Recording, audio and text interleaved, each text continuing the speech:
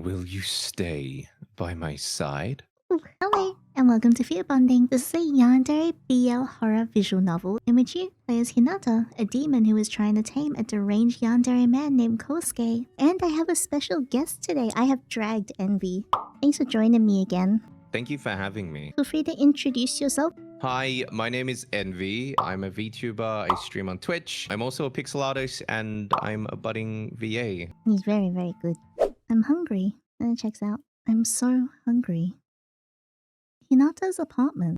I grind my teeth as I listlessly stab my spoon into a bowl of yogurt, oats, and dried fruit. I don't mean to be that person, but I think I'm kinda hot.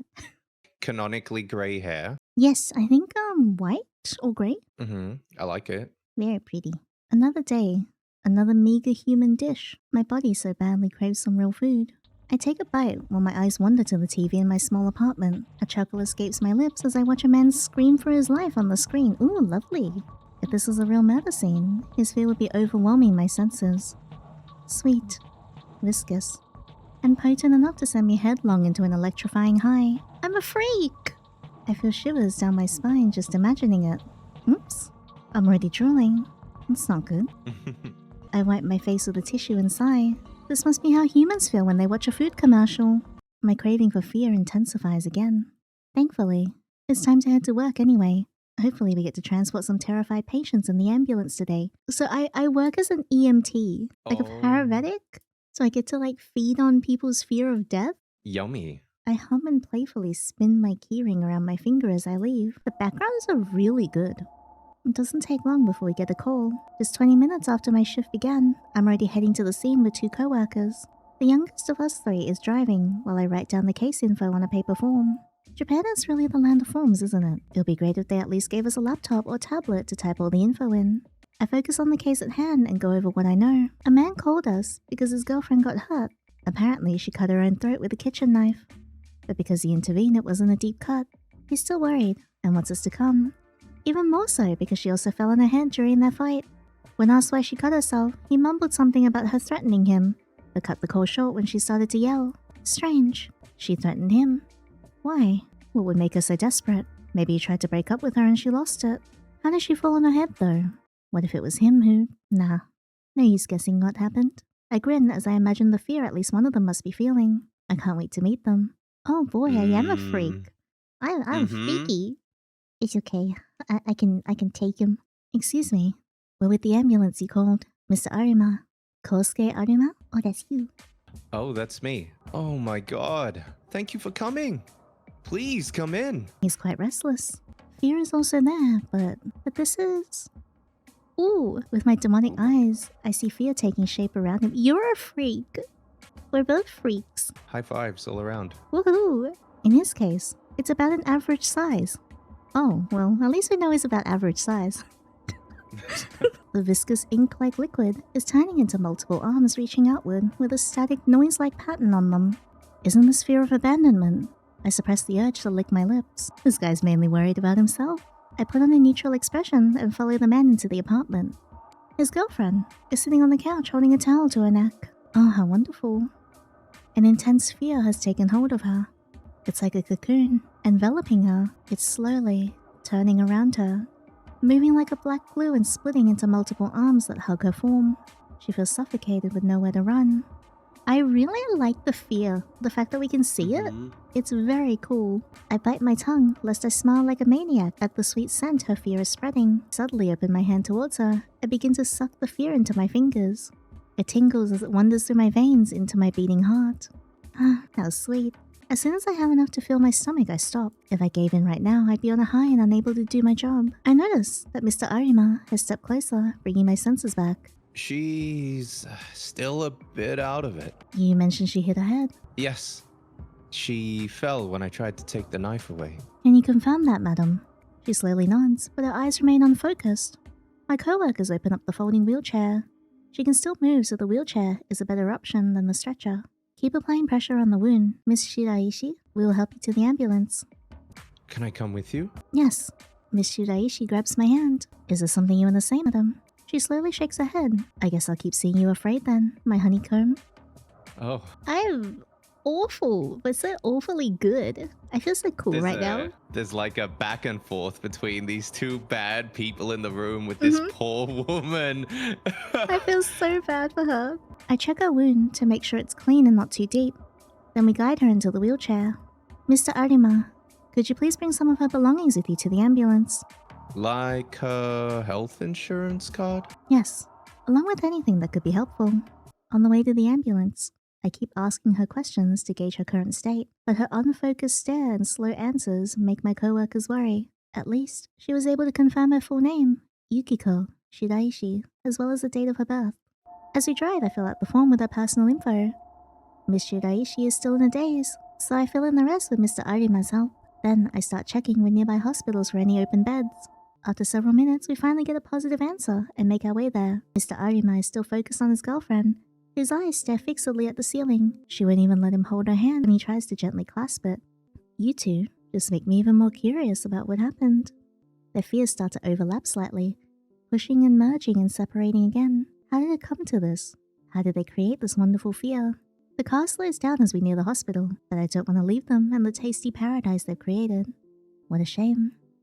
Hinata's apartment. After a long day at work, I'm back home. The rest of the day and even now I still think about that couple.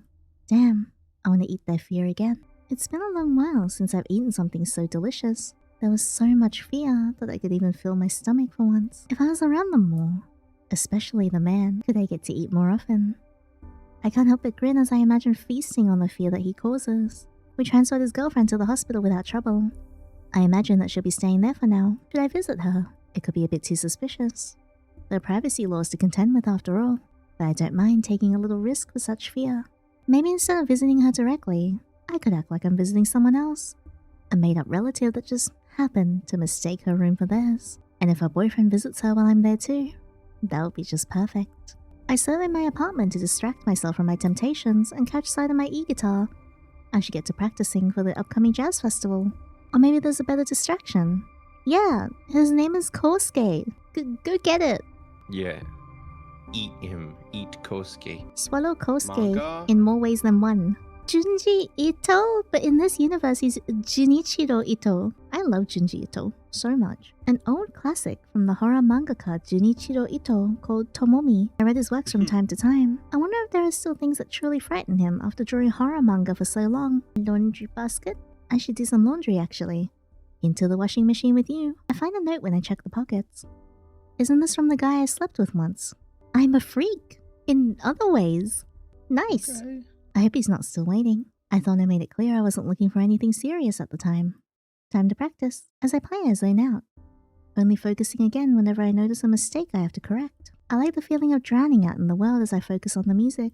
Being on stage isn't a bad feeling either. I like looking down on people as they look up at me in adoration, and it's just the right distance. They can't ask for more than me playing well for them. Shallow relationships are easier to handle. I've had my fair share of mishaps, from misreading the mood in a social group, all because I was too caught up in someone's fear. Standing out as strange makes it hard to get close to those who are scared. Exactly the opposite of what I want. Who could it be? I bet it's you. I want to see you. I miss you, my dear, dear Hinata. I want to touch those talented hands. Excuse me? Play for me, Hinata. I know you're playing for me. God, what a disgusting pig.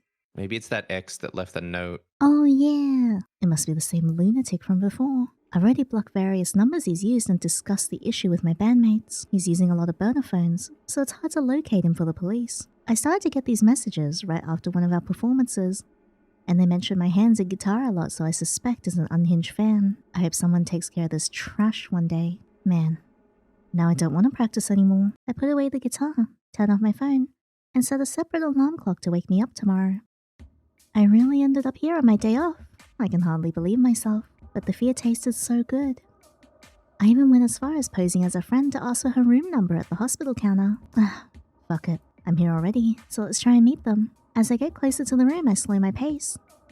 Now what should I say exactly once I'm in the room with her? Just when I think of how I can try and salvage my improvised plan, I hear a woman screaming. Just leave me alone! Then I hear a familiar voice replying. Babe, please, wait, is that meant to be?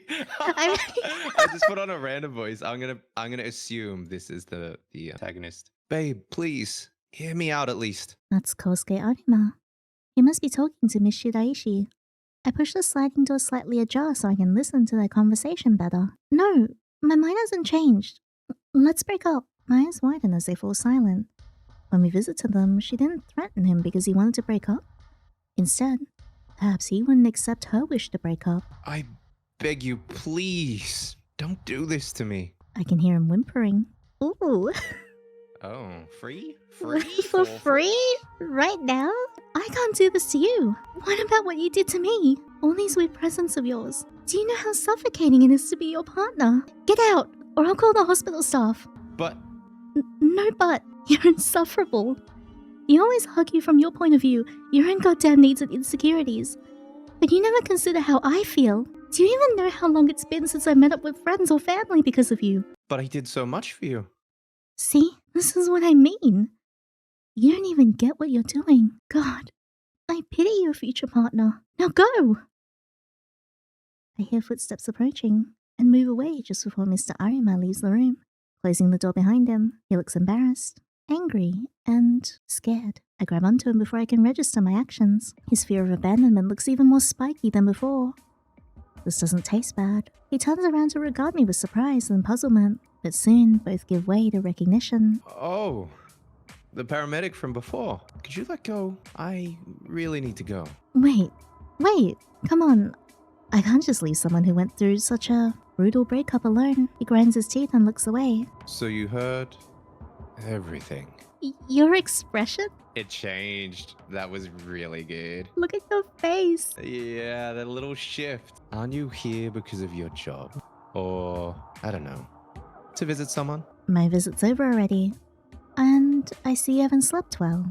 Maybe you haven't eaten much since we last met? I did not ask for your medical advice. Then think of it this way. Sometimes it's good to vent to a stranger, a neutral third party. Aren't you just going to get annoyed and leave in the end? He looks like a kicked puppy. But underneath that sweet expression, he has such an ability to terrify people. Man, do I want to tame him for myself? Whoa! Ooh. Nah, I'm a good listener, and the drinks are on me. Besides, Maybe it's better to not be alone right now. we should hold hands and never let go, Kosuke. He gives me a sad smile and nods. Now that I can take a good look at his face, he's actually pretty handsome. Even better, he follows me dutifully as we leave the hospital. What a great first step to acquiring my new hunting dog. Oh, I'm awful. You're awful. I'm awful. I like that he was called a hunting dog. We enter an izakaya restaurant that offers grilled yakitori chicken skewers and other foods that go well with alcohol. It's a bit rowdy, but to me, it's a comfy place. Other regulars are here too, like university students and men in suits who come here right after work or classes. The staff greets us as we enter and the smoky smell from the grill fills our noses. A waiter leads us to a table in the corner and we take our seats. As I open the menu, I notice Mr. Arima isn't even glancing at it. He's lost in a vague broken stare. That must be why it was so easy to convince him to follow me. What do you want? You look sad. Oh, just beer. Drinking on an empty stomach should make him tipsier faster. I hope he's a talkative drunk. I order a bowl of edamame for myself to snack on and beer for us both. As soon as it arrives, Mr. Arima grabs his glass. He downs a big gulp of his drink the moment we say cheers, and he sighs in relief, looking a little refreshed. Ah, that hit the spot. Right? Nothing better than some beer after a hard day. After drinking some more, he finally seems ready to talk. By the way, is it okay if we speak casually with each other? It might make it easier for you to vent. Oh, he's tipsy. Look at his little blushy face. I guess. Are you a lightweight? I think he's a lightweight. He's so cute though. Well, look at that. He's already a little tipsy. You can call me Hinata. Is it alright if I call you Kosuke? Yeah. You're so cute. Ignoring the fact that, like, you know, he's also a massive freak. But he's a cute freak. He's the cute freak. I'm like the scary freak. Kinda cute how he responds so eagerly and innocently. I chuckle and rest my chin on my hand. So, Kosuke, I'm all ears. He sighs and pouts. Yukiko, she said that she felt suffocated by me. He rubs his eyes and groans. Doesn't this just mean that I am dedicated? We date. Dated, after all. Isn't it normal to want to spend all your time together as a couple? Our jobs already take up so much time. so... I nod along as I munch on the edamame. Oh boy. But she was terrified. Not that I'm complaining, of course. And not being able to meet her family and friends because of me. Was it really me? We all get busy with life as adults, so... Maybe I did ask her a few times to prioritize us. And how often did you ask? Aren't you here to listen to my side? Right. Go on then. At my urging, he lets it all out of his system. He didn't like it when others spent a lot of time with her. Mid-rant, he suddenly mentions how much he hated the 2 times she broke a promise. Then he slips into unfocused ramblings for a while. In short, he had made her the center of his life and wanted her to do the same with him. While it sounds rough to date him, from this conversation alone, I couldn't have imagined that his behavior would push his ex so far that she would hurt herself. But after seeing their respective fears, it's pretty clear that he's not divulging all the details of his actions. Was her social circle scared of him? How delicious would their fear be? If she had asked him to hurt someone for her, would he have done it? Why are you smiling? Well, I'm in pain here. Oh, you're starting to slur. And you had what? 5 beers already? Damn, time to go home. No! Why not? Aren't you tired? I just don't want to be alone. His fear of abandonment is a rounder shape than before. Maybe being drunk makes him less tense, but I still welcome his fear. I change seats to sit next to him. Look at me. I'm here with you, aren't I? Right. I feel bad. I feel manipulative. I don't often get to play like the awful character. I mean, he's pretty awful too. That's true. He's just cute while he's doing it, so you feel sorry for him. That's true. That's the #1 trick in the book. He looks deep into my eyes. When I inch closer to him, he gets embarrassed and looks away. I chuckle as I playfully wrap my arm around his neck. Getting embarrassed now. How cute. Look, it's just, you're kind of close. But you didn't want to be alone, right? He sighs. I pat his back and stand up. I'll walk you home so you can have a bit more company. Alright? He looks relieved and nods, following me to the counter where I pay our bill. Wait, I can pay for myself. Nah, don't worry. I told you drinks are on me. Making him feel indebted should make it easier to meet up again. Oh, terrible! Oh my goodness. As we leave the izakaya, his eyes scan me up and down. Why are you looking at me so intensely? It's just the first time some kind of escorts me, I guess. Wait, that I came out, wrong. What I mean is... Go on. He covers his flustered face with his hand. What I mean is, this was nice. You're welcome. I suppressed the urge to corner him. Wow! Ooh. I want to erase Miss Shiraishi from his head, but I need to take it slow.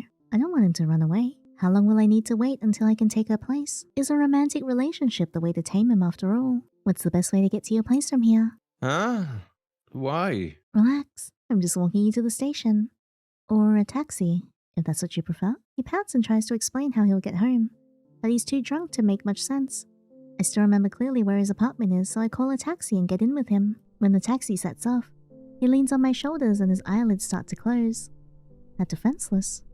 I pat his head, to which he responds by nuzzling even deeper into my neck, and I can hear him whimpering. You gonna say that bit? Don't leave me. I'm conflicted. I feel lost like humans, and I've had my fair share of relationships, but being loving and caring to a suffocating degree just feels wrong to me. But on the other hand, I now have this potential hunting dog, who's so scared to be left alone that even his own fear is enticing, let alone the fear that he causes in others. How ironic.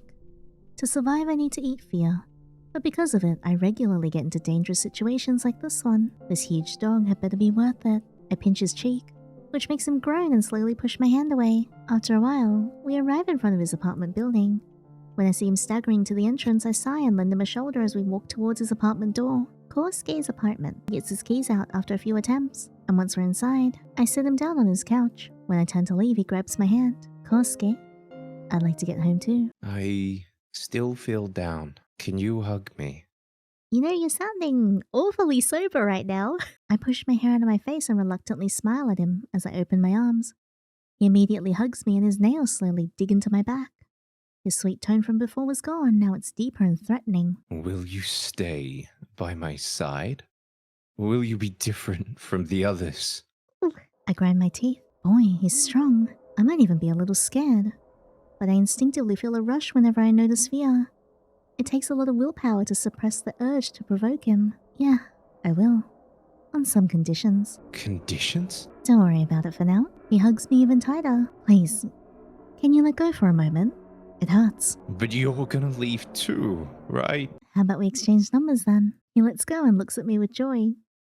But now he's back to being so cute. Whee! Aww. Really? As if I would ever let you go, you crazy possessive dog. He obediently gives me his number and saves mine, and smiles at me as I say goodbye. I just hope he remembers all this. With a spring in my step, I leave the building, and my phone vibrates almost immediately. My elation vanishes when I realize it's not from Kosuke. Who is he? Your mom. Your mom, it's your mom. Oh, I want to play more of it so bad. Oh, right on the edge of my seat. That was so good. Oh, that was so much fun. I'm hooked. I want to know more. I'm so sad that it's over. I want my own little hunting dog. I want I my know, own little right? Kosuke. I don't know if I want Kosuke or if I want to be Kosuke. Look at his cute little face though. Look at him. I love how Kosuke is written, because when you first look at him, I feel like if I didn't have like my demon powers and stuff, he would genuinely look like such a doting boyfriend. Yeah, I think the little bits of emotion like slip through a lot more subtly at the start, which is really nice. You kind of get attached to him. I'm so attached. I know it's a bad idea, but I'm so attached. I do like the fact that when you're immediately in his clutches, he switches up, and it's so threatening. True Yandere vibes. I'm so intrigued by this. This is so good. But yeah, this was made by Night Asobu, and they also made Parasite in Love, which was very, very good. It's a dating sim that features the freshwater brain-eating amoeba, the one that they warn us about in Australia, not to go swimming in still water. Yeah, so you get infected by one, and you start seeing it in the form of a man who's in love with you obsessively. I feel like Night Asobu just does horror very, very well. Horror, but it feels unconventional. The water parasite is such a unique concept already.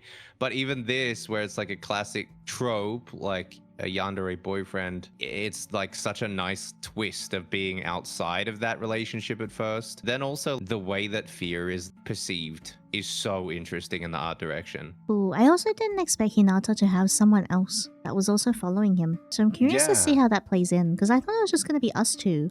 There's a second yandere. Woohoo! Oh my god, we can't get enough. I know, it's so great. Thank you so much for joining me. I know it was short, but I had a lot of fun. I had a lot of fun too. This is really good. I'm going to be keeping an eye on it. Playing with me. Thanks for having me. Everyone was so nice on the other video as well. Oh my goodness. They were so cute. So sweet. Bye everyone. Thank you for having me again. It's always lovely to be here with Yinny and for you guys. So thank you. Thank you for having me. And that was Fearbonding with Envy as a special guest. Thank you so much for watching, guys. I really appreciate you guys being here. If you guys like this video, please leave a thumbs up and subscribe so you don't miss out on the next one. And also, if you want to hang out outside these videos, I stream on Twitch 3 times a week. Feel free to come over and hang out. And additionally, if you want to see exclusive playthroughs, all the spicy scenes that are from the visual novels that we love, feel free to head to my Patreon. Link is in the description box below. Thank you so much for the adventure, and until next time, take care.